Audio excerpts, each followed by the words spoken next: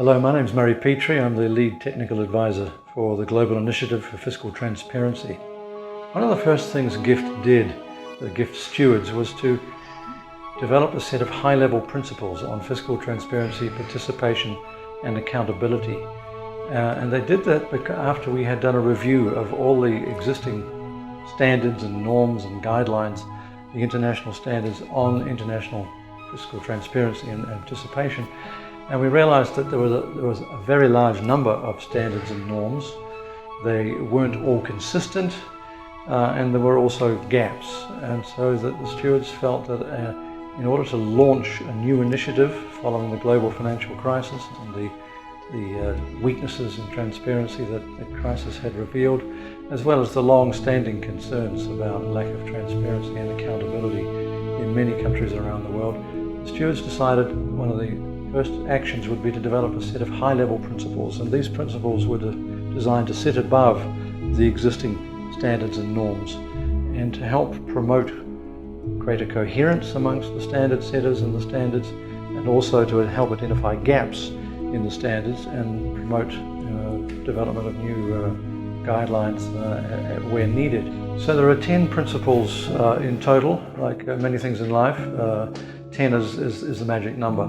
There are two particularly interesting principles that were new in terms of international fiscal transparency standards, and these are principles around the rights of citizens. The first is that citizens have a right to fiscal information. This is partly associated with the fact that citizens are the taxpayers and have a right to know what is being done with taxpayers' money, and also a right to participate. And that's the second new rights principle, and this in particular was new in the fiscal transparency space, an assertion that citizens have a right to take part directly in public discussion and debate about the design of fiscal policies and how they're implemented. So the first principle is the right to information, and the 10th principle is the right to participation. There are two broad groupings of principles in addition to that. The first 4 principles are about disclosure of information, if you like, and principles 5 to 10 are about the governance of fiscal policy and how it's managed. I think there are some notable principles amongst these 10 principles. The third principle talks about comprehensive reporting of past, present and forecast fiscal data, and this is an attempt to very comprehensively encapsulate the requirement for disclosure of fiscal data, which of course then needs to be fleshed out at the level of standards. The fourth principle, I think, is also particularly interesting because it talks about the impacts of fiscal policy.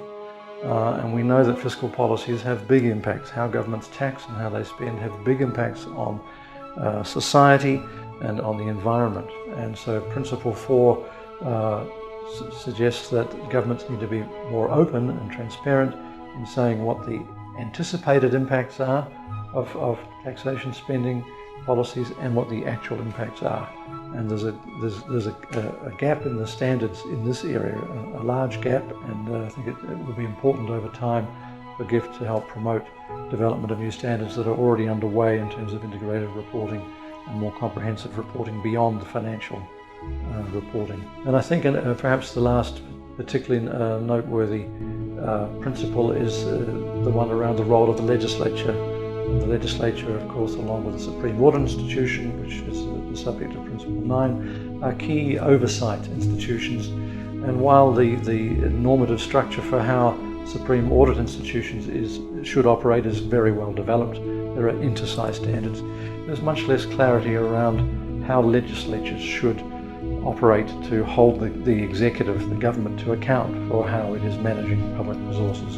So that again is another area that over time GIFT would like to pay attention to. And finally, the 10th principle, as I mentioned, is about the right of citizens to take part directly in public discussion, debate around the design of fiscal policies and the implementation of fiscal policies.